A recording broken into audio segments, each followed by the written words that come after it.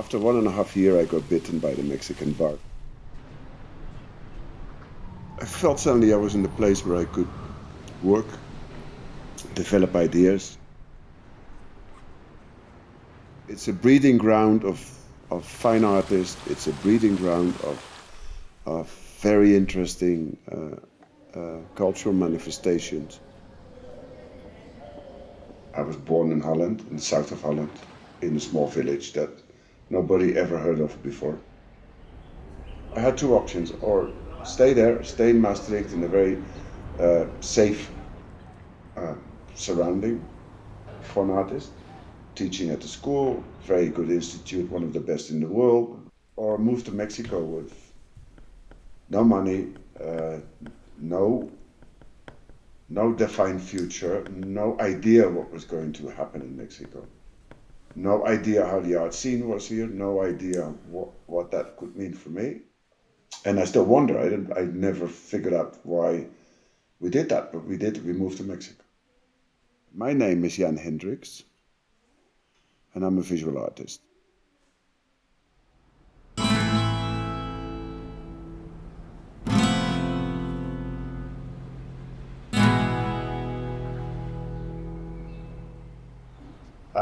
I grew up in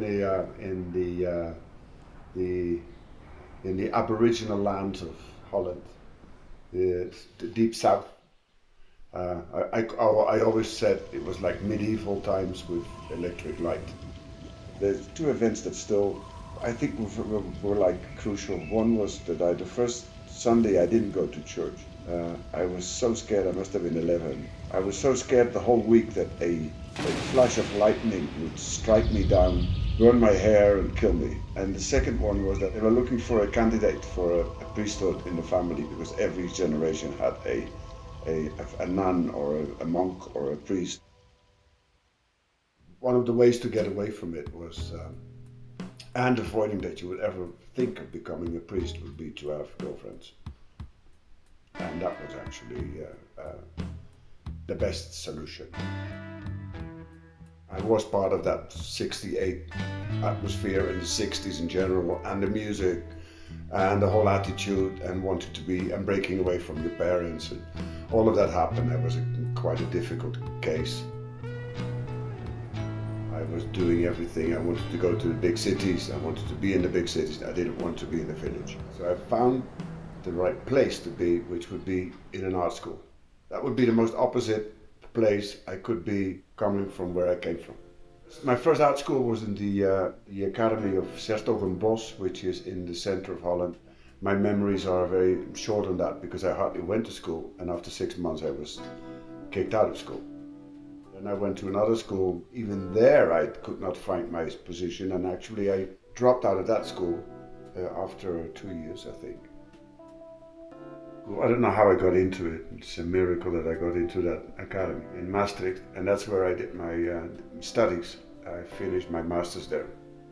I still did like 7 years of studying, but interrupted by great disappointments. And maybe those great disappointments were just as important as the studying itself. I think one teacher is enough to really go for it. For certain ways of printmaking that people said, you can't do this, it's impossible. And he would give me the confidence to say, go on with that, that's interesting, that's good, that's great, that's the way it should be done.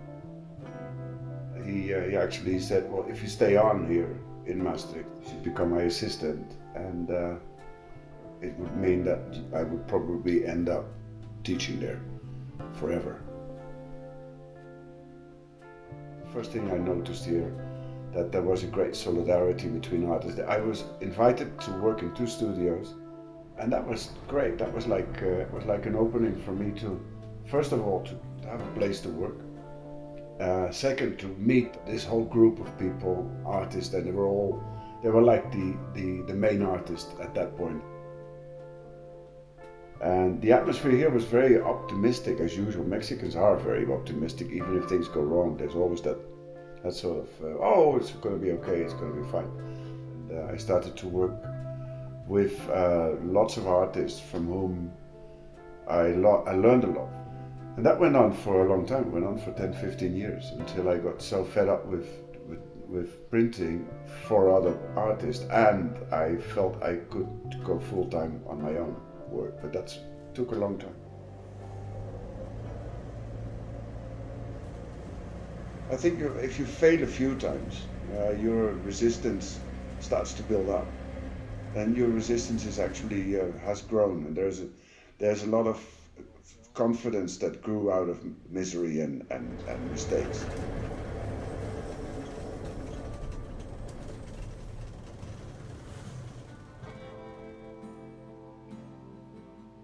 One of my greatest weaknesses is my search for beauty.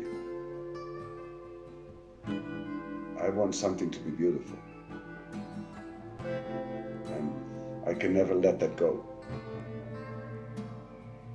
If you really want to be an artist, you have to be extremely stubborn. You have to be very elastic. You have to be very resilient to disaster and to deception. I think there's a style, there's a way of, there's an alphabet that I use. There's a subject, which is nature. I do use red and gold and silver sometimes, but a bit of a way to suggest evening light or morning light. It's a step away from reality. By eliminating colors, you basically take a distance from the real world. Well, I was on a trip in Kenya, and we were on the equator midday, sitting having tea under the branches of a umbrella tree, which is a massive acacia tree. And suddenly I realized the light was so strong that the only thing you would see is dark shapes and light shapes. The light colors would bleach out to white, and the dark colors would be absorbed by black.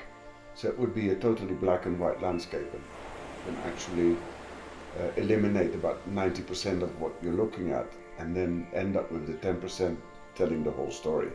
What do you need to be able to describe nature? That's what my question still is.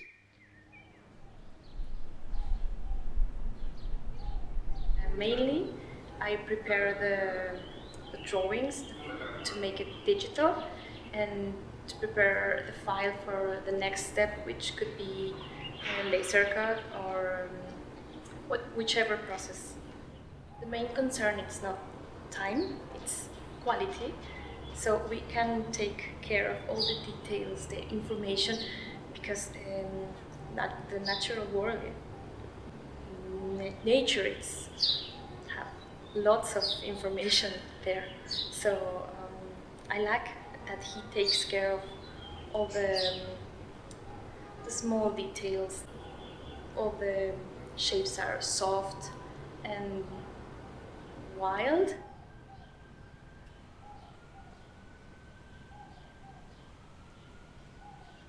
Un acercamiento o un alejamiento de esta naturaleza, ¿no? O sea, como que nos hace ver lo cotidiano desde su perspectiva, ¿no? Y de otra manera como...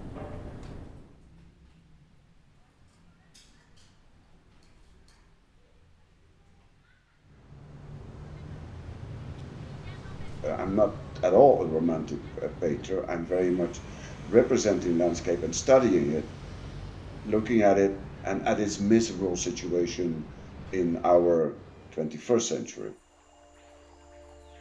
I hope they can understand, or they can feel something that I cannot describe, but I want to pass a feeling and a reflection on what's going on with our nature and how we are destroying it.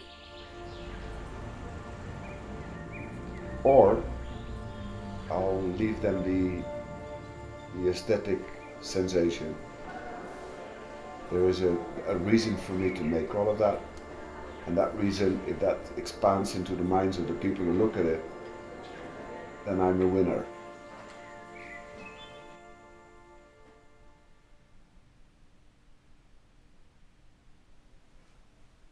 Obviously, yes, I love Jan's work, and I admire him a lot because he's very adventurous within what he does, because he's always trying different materials. He does all kinds of, and he goes from huge, really huge, like a whole block, to a tiny, tiny postage stamp size, and I think that's pretty cool. Been with Jan for about 10 years now. One of the things that obviously we have in common is that we're both artists.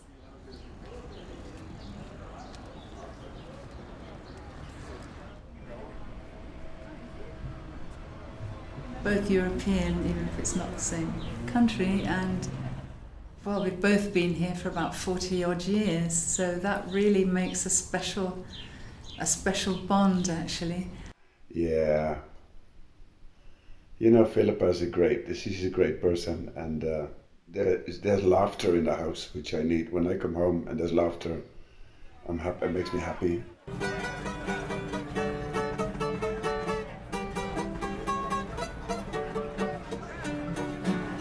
Adoración, mi cielo, tú sabes que te quiero, estás bien convencida que eres tesoro, mi consentida.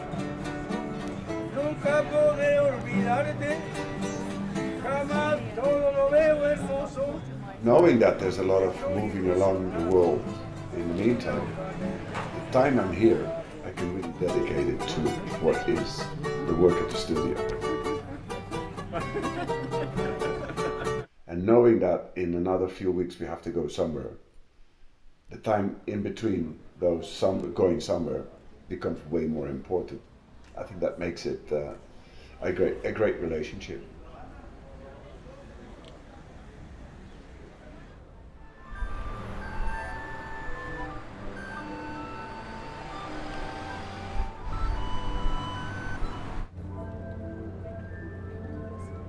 I think it's one of my favorite pieces.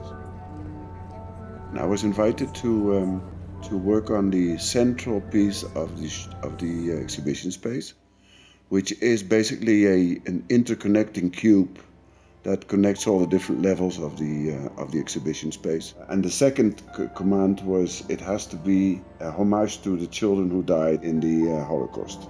It was like a flash. I got the final image of that piece. And I saw an olive tree, which is a symbol of peace. And I suddenly realized I had to make it. This cube is as big as a house. Make the inside very simple and very fragile. In the Jewish churchyards, they always put a stone on the grave. So try to create an atmosphere of endlessness, of endless tragedies.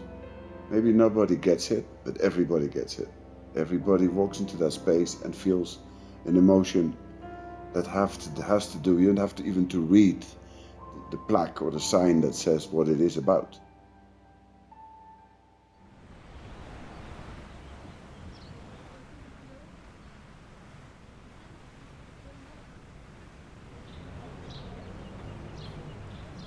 There's going to be a retrospective show at the MUAC, which means Museo Universitario de Arte Contemporáneo.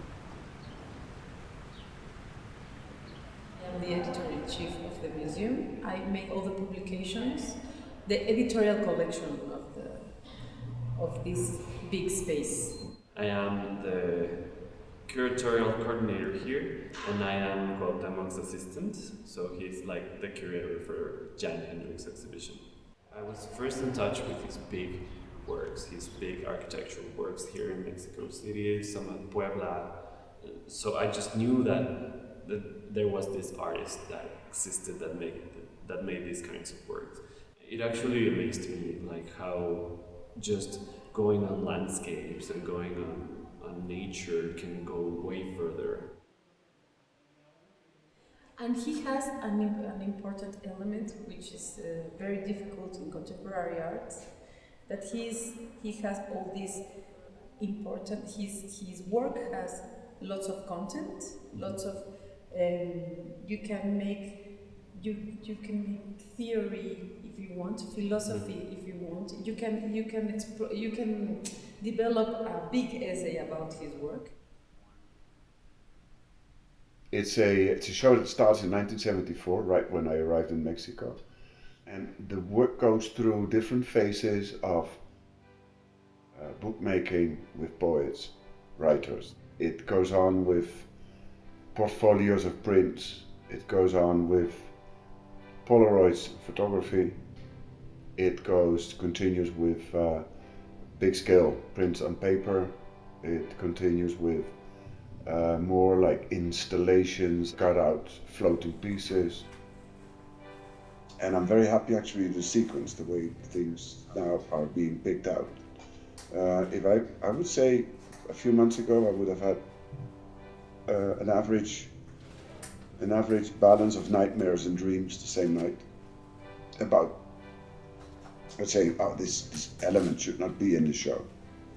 And now when we're moving on and it's coming all together, it has been so much refined, and has been so much re-edited again, that now I feel very confident about it.